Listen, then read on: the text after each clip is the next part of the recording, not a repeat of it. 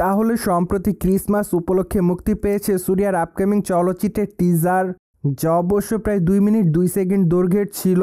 তাছাড়া টিজারটিতে এই তারকার নতুন লুক দেখা যায়। পাশাপাশি সূর্যা 44 চলচ্চিত্রের আনুষ্ঠানিক নাম প্রকাশ করেছে নির্মাতারা। যা হোক, চলচ্চিত্রটির নাম রাখা হয়েছে রেট্রো।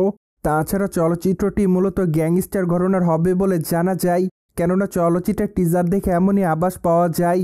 চলচ্চিত্রটিতে অবশ্য সূর্যাকে ডনের চরিত্রে দেখা যাবে। পাশাপাশি তার চরিত্রের অনেকটা পরিবর্তন দেখা যাবে চলচ্চিত্রের পর্দায়।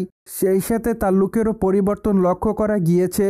তাই তো বলাই বাহুল্য যে চলচ্চিত্রটি দর্শকদের কাছে ব্যাপক আকারে নজর কাড়বে। মোরওভার চলচ্চিত্রটিতে সূর্যার বিপরীতে অভিনয় করতে দেখা যাবে পূজা হেগড়েকে। তাছাড়া চলচ্চিত্রের পর্দায় পূজা হেগড়েকে সাধারণ লুকেই দেখা যাবে, কেননা প্রকাশিত টিজারে এই তারকা লুকের তেমন কোনো পরিবর্তন দেখা যায়নি। তাই তো বলাই বাহুল্য যে চলচ্চিত্রের পর্দায় তাকে সাদামাটা লুকেই দেখবে তার ভক্তরা। মোরওভার চলচ্চিত্রের বাজেটটি প্রায় 75 থেকে 80 কোটি রুপির কাছাকাছি। তাছাড়া চলচ্চিত্রটি 2025 সালে মুক্তি পাবে বলে জানা যায়, কিন্তু দুঃখের বিষয় যে 2025 সালের কোন মাসে মুক্তি পাবে তা অবশ্য এখনও চূড়ান্ত করে বলেনি নির্মাতারা। কেননা মাঝে অবশ্য জানা যায় 2025-এর মার্চ মাসে চলচ্চিত্রটি মুক্তি পাবে, কিন্তু এই বিষয়টির আনুষ্ঠানিক ঘোষণা অবশ্য এখনও নির্মাতারা দেয়নি। তাই তো এখনই জোরালোভাবে বলা যাচ্ছে না চলচ্চিত্রটি আসলে কবে মুক্তি পাবে।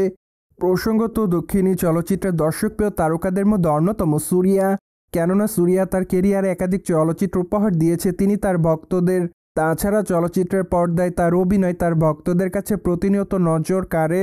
তার অবশ্য প্রধান কারণ চলচ্চিত্রের পর্দায় এই তারকার ভিন্ন লুক। মূলত এই তারকা এ পর্যন্ত যতগুলো চলচ্চিত্র অভিনয় করেছে তার প্রতিটি চলচ্চিত্রে তার লুকের ব্যতিক্রম দেখা গিয়েছে, যা অবশ্য তার ভক্তদের কাছে প্রতিনিয়ত নজর কাড়ার মতোই। তাই তো বলাই বাহুল্য যে তামিল ইন্ডাস্ট্রির তারকাদের মধ্যে অন্যতম সূর্যা। এই তারকাকে সর্বশেষ কাঙ্গুবা চলচ্চিত্রে অভিনয় করতে দেখা গিয়েছিল, কিন্তু দুঃখের বিষয় এই যে চলচ্চিত্রের গল্পটি দর্শকদের কাছে ভালো লাগেনি। তাই তো বলাই বাহুল্য যে চলচ্চিত্রটি বক্স অফিসে মুখ থুবড়ে পড়ে।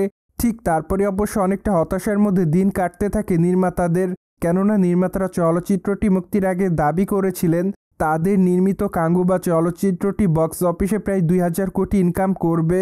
কিন্তু দুঃখের বিষয় যে চলচ্চিত্রটি বক্স অফিসে 200 কোটি রুপি ইনকাম করতে ঠিকমতো পারেনি, যার প্রেক্ষাপটে নির্মাতারা ব্যাপক আকারে শক পেয়েছিল। সোভিয়ার জেনে তো নিলেন সূর্যা 44 চলচ্চিত্রের নাম রাখা হয়েছে রেট্রো। ফলে এই বিষয়টি নিয়ে আপনাদের কোনো মতামত থাকলে কমেন্ট বক্সে জানাতে ভুলবেন না। Subscribe channel for more update.